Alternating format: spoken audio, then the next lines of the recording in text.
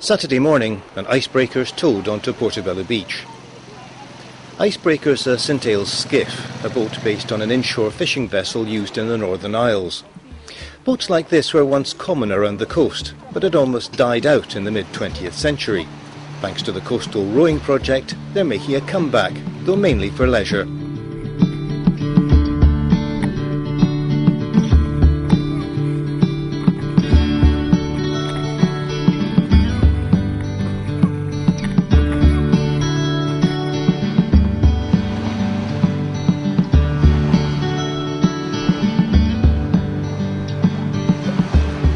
Icebreakers owned by RowPorty, the rowing part of Portobello Sailing Club.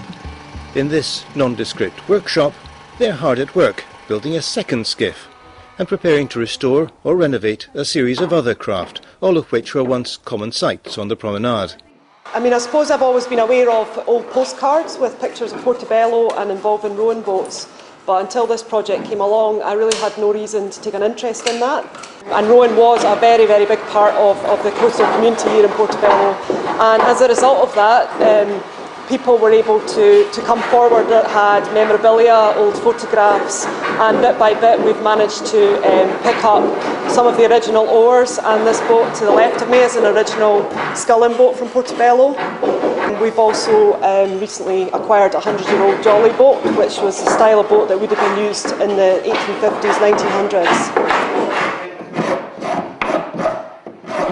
None of us had ever had anything to do with building boats before, so we worked it out as we went along. And in the main, it's made very simple by the nature of the kit. You get most of the components partially shaped. You get the planks come shaped, because for all a clinker-built boat looks like it's a series of straight planks, they are actually wider in the middle and narrower at the ends. All that's done for you. Then you have to shape each component to fit over the previous one. So there's a lot of shaping compound curves, and because it's all curves you can't use any aids, straight edges or set squares or anything, so primarily you have to do it by eye. You have to look at it and clamp the next plank on, squint along it. If it looks good, then it probably is good. The Scottish Fisheries Museum launched the Coastal Rowing Project about 2 years ago almost. They came to Portobello one day to talk to us and said, look, this is the deal, here's the shape of the boat, the design, the cost, approximate cost, and how we could build it. And Ali Grant and myself were at the meeting, we looked at it, we heard it, we thought, what a great idea. I gave Nick a call, who was in France, doing some work, and I said, Nick, fancy building a boat? And he said, I've always wanted to build a boat. And then we got the kit. We went and picked it up on a trailer, bought the bits of wood that we needed for the larch, for the stems and the hog and the keel. Nick and I then spent every other day in here, actually, because it was such an innovative new thing. Actually 2 months and 10 days we built Icebreaker. Anyone could build a boat, I think. The more I've been researching boat building, people with virtually no previous experience of working with wood can build a plywood kit boat. If you have a bit of a background, you've got a good start because you've got the tools. I think you would need somebody who has got some pretty reasonable joinery skills. The first one was one of the best things I've ever done. I've built all sorts of things over the years and restored things, and from houses and cars, buses. Building a boat was just fascinating, and at the end you've got a boat to play with.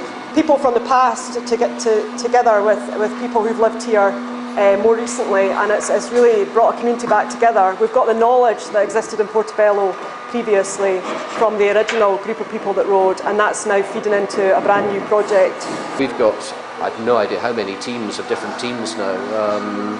It's introduced me to, hundreds of people in Portobello, and hundreds more around Scotland. Quite a lot of the teams turn up at the rowing events, 50, 60 people strong. You don't get to know them all, but you meet. I've met vast numbers of people I'd never have met any other way.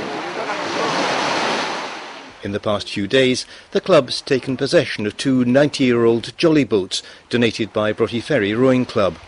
After 20 years in storage, they're still in very good condition, good enough to take out on the water. They'll all be on show on Sunday when the new skiff is formally named and launched.